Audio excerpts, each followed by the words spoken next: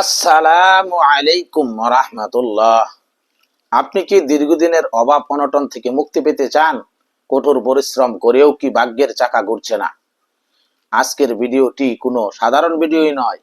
আজকে আমি আপনাদের সাথে শেয়ার করব এমন 3টি নামের আমল যা বিশ্বাস ও ইখলাসের সাথে করলে আপনার রিজিকের দুয়ার অভাবনীয়ভাবে খুলে যেতে পারে। অনেকে একে বলেন রাতারাতি ধনী হওয়ার আমল, কিন্তু ইসলামের দৃষ্টিতে এটি হলো আল্লাহর অশেষ দয়া পাওয়ার এক পরীক্ষিত মাধ্যম।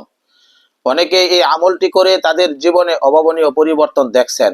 আজকের এই বিশেষ দুয়ার গুরুত্ব ও সঠিক নিয়ম জানলে আপনিও ইনশাআল্লাহ আপনার রিজিকের বরকত দেখে অবাক হবেন।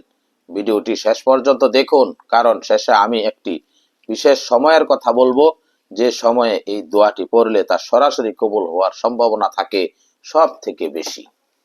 আমলটি কিভাবে করবেন? এই আমলটি সাধারণত শেষ রাতে বা তাহাজ্জুদের সময় করা বেশি ফলপ্রসূ।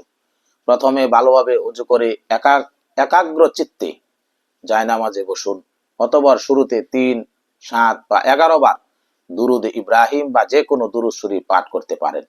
অতঃপর বিশেষ 3টি নাম, ইয়া হাইয়্যু ইয়া কাইয়্যুম বিরহমাতিকা আস্তাগীস, ইয়া যাল জালালি ওয়াল ইকরাম, ইয়া হাইয়্যু ইয়া কাইয়্যুম বিরহমাতিকা আস্তাগীস, ইয়া যাল জালালি ওয়াল ইকরাম, ইয়া হাইয়্যু ইয়া কাইয়্যুম বিরহমাতিকা আস্তাগীস, ইয়া যাল জালালি ওয়াল ইকরাম। এই উপরোক্ত 3টি নাম মিলিয়ে একসাথে কমপক্ষে 100 বার বা সম্ভব হলে অধিক পরিমাণে পাঠ করুন।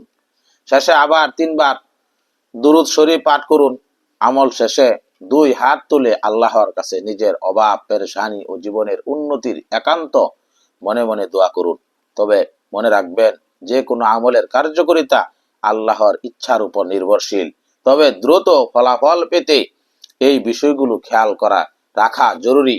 হালাল উপার্জন ও দৃঢ় বিশ্বাস, ধৈর্য ও সবর, 5 ওয়াক্ত নামাজ আদায় করা, ফরজ ইবাদত বা নামাজ ঠিক না রেখে কেবল জিকিরের পূর্ণ সফলতা পাওয়া কঠিন।